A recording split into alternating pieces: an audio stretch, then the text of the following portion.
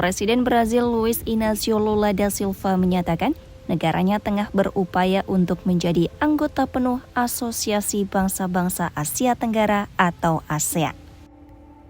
Pernyataan ini disampaikan dalam kunjungannya ke Sekretariat ASEAN di Jakarta pada Jumat 24 Oktober 2025. Kunjungannya disebut sebagai bagian dari upaya diplomasi Brazil untuk memperluas hubungan internasional khususnya di kawasan Asia Pasifik. Lula bertemu dengan Sekretaris Jenderal ASEAN, Kau Kim Horn, untuk membahas peningkatan status kerjasama antar kawasan. Dalam konferensi pers usai pertemuan, Lula menyatakan Brazil memiliki wajah yang mirip dengan negara-negara ASEAN. Ia menambahkan dirinya memiliki wajah seperti negara-negara ASEAN dan negaranya ingin menjadi anggota penuh ASEAN.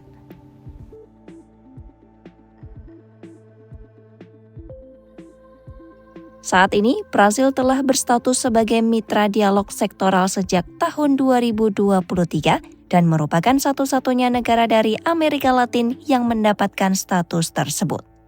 Sebelumnya, Brazil juga menjadi negara pertama dari Amerika Selatan yang menandatangani Treaty of Amity and Cooperation in Southeast Asia pada 2011. Serta mendirikan misi diplomatik khusus untuk ASEAN di Jakarta pada tahun 2023. Langkah-langkah ini menegaskan komitmen Brazil untuk memperdalam hubungan diplomatik, ekonomi, dan kerjasama multisektoral dengan Asia Tenggara. Menurut Lula, Brazil dan ASEAN memiliki nilai yang serupa dalam hal pembangunan berkelanjutan, pemberdayaan sosial, serta kerjasama antar negara berkembang. Dalam pidatonya, Presiden Lula menyoroti kondisi ekonomi Brazil yang menunjukkan tren pertumbuhan kuat. Selama 2 tahun berturut-turut, pertumbuhan ekonomi Brazil tercatat di atas 3%, suatu capaian yang terakhir kali terjadi pada 2010. Lula menilai ini adalah momentum yang harus dimanfaatkan untuk memperkuat posisi Brazil di kawasan global. Ia menyebut Brazil berniat untuk menjadi mitra ekonomi yang lebih dekat dengan negara-negara ASEAN, khususnya dalam perdagangan komoditas, investasi infrastruktur, dan teknologi hijau. Menurutnya, Asia Tenggara memiliki peran strategis dalam rantai pasok dunia serta potensi pasar besar dengan lebih dari 680 juta penduduk. Lula menyatakan dirinya ingin terus membawa kesempatan dan keberuntungan bagi Brazil dengan membuka jalan baru dalam perdagangan dan investasi. Ia menegaskan Brazil siap menjadi pintu masuk produk-produk Asia ke Amerika Selatan, sekaligus menjadi jembatan kerjasama antar benua. Lula juga menekankan kerjasama ekonomi tidak hanya soal perdagangan, namun juga pembangunan berkelanjutan dan kesetaraan dalam hubungan global.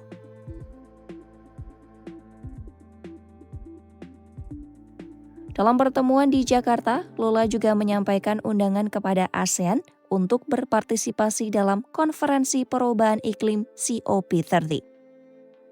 Acara tersebut akan digelar di kota Belém, negara bagian Para Brazil, pada 6 hingga 7 November mendatang.